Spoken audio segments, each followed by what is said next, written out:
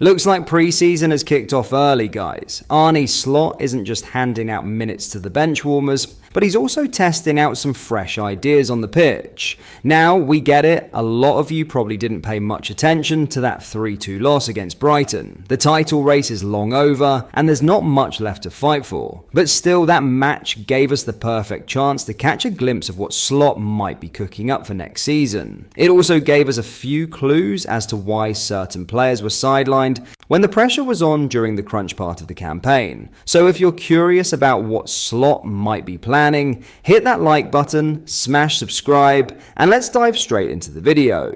Alright, as always, let's quickly skim through the starting lineup. Alisson was in goal, no surprises there. The backline was made up of Conor Bradley, Ibrahima Konate, Jarell Quansah and Kostas Tsimikas. It was also the first time this season that Virgil van Dijk didn't start a game, which definitely stood out. In midfield we had Ryan Gravenberch, Dominik Szoboszlai and Harvey Elliott. Szoboszlai played a bit deeper than usual and on the opposite side of the pitch compared to where we're used to seeing him.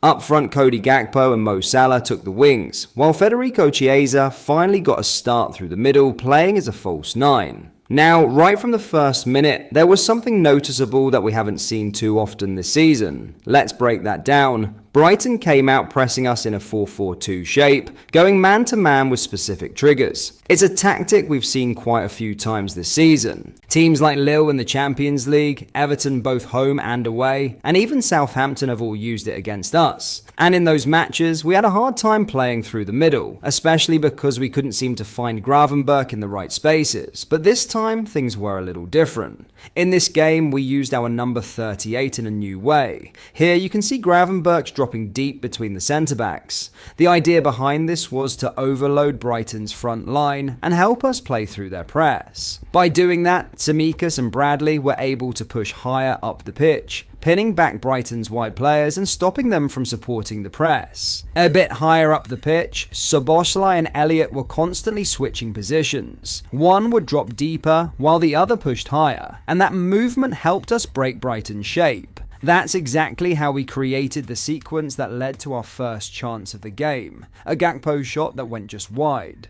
But that wasn't the only new thing we noticed in this game. Like we mentioned earlier, Szoboszlai started a bit deeper, and this time on the left instead of the right. And honestly, that might just be the best position for our number 8. You see, Szoboszlai's shooting and passing angles are much better when he's on the left. That's something we saw regularly during his RB Leipzig days, and even when he plays for Hungary. In the build-up to our first goal, it became clear just how effective that switch was. At the start of the sequence, you can see both Bradley and Salah available for a pass from Gravenberch. But while the Dutchman has shown real quality in many areas this season, vision and long-range passing haven't really been his strongest traits. On the other hand, once Szoboszlai got the ball, his positioning on the left allowed him to be perfectly set to play the switch. With his body already oriented the right way, he hit a perfect ball out to Salah. At the same time, Harvey Elliott made a clever off-ball run, sneaking away from his marker and dragging Brighton's centre-back out of position. That movement opened up space for Conor Bradley to burst into.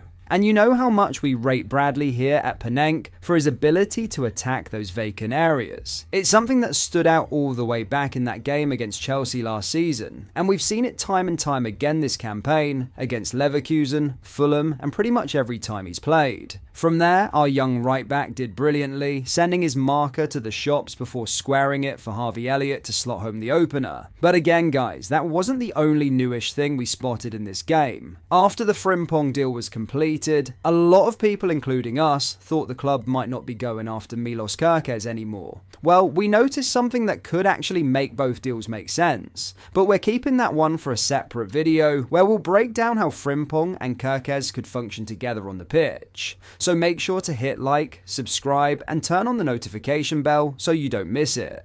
For now, let's get back to what happened in the game. When the second half kicked off, Brighton came out flying. The Seagulls pressed higher and more aggressively, forcing Alisson into a full stretch save early on and keeping us pinned back in our own half. You could tell their manager made some smart halftime tweaks, probably crowding the midfield to cut off our build-up. It worked well, and they managed to shut down the overloads we were using in the first half. During their build-up, Danny Welbeck dropped into pockets as a false 9, dragging Konate out of position and helping Brighton build their attacks. On top of that, they tightened up on the flanks and started winning more second balls, which really levelled the playing field.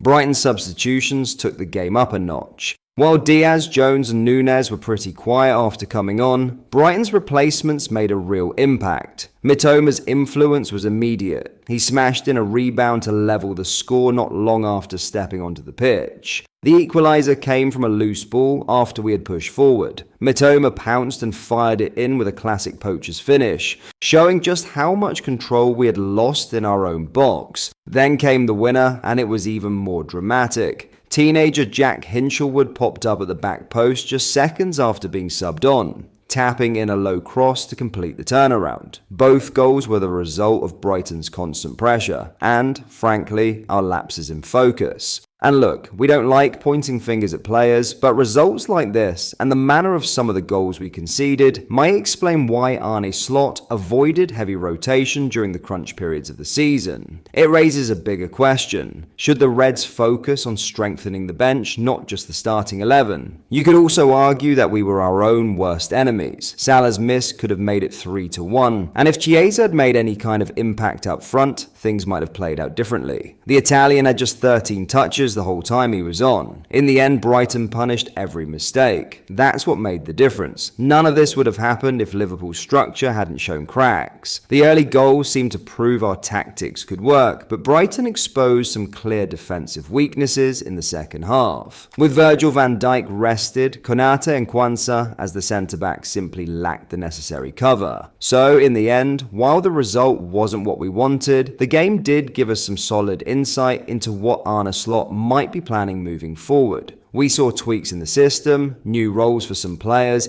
and a few things that definitely need fixing before next season kicks off. Games like this are frustrating, yeah, but they also reveal the kind of details that pre-season matches usually give us. And honestly, if we're being real, it's better to see those cracks now than when the pressure is back on and the points actually matter. Now the big questions: should we be concerned about our depth? Do we trust some of these players to step up when needed next season? Or does this game show exactly why the club needs to be active in the market, not just for starters, but for quality bench options too? And what about Federico Chiesa? Are we being too harsh, or should we expect more from someone with that level of experience? Also, where do you stand on Szoboszlai playing on the left? Is that the role that unlocks him completely, or was this just a one-off that looked good in a small sample? Let us know your thoughts in the comments. We read all of them and appreciate any kind of feedback. Make sure you hit the like button, subscribe if you haven't already, and turn on the notification bell so you don't miss the next video. We've got that Frimpong and Kirkez breakdown coming soon. See you next time.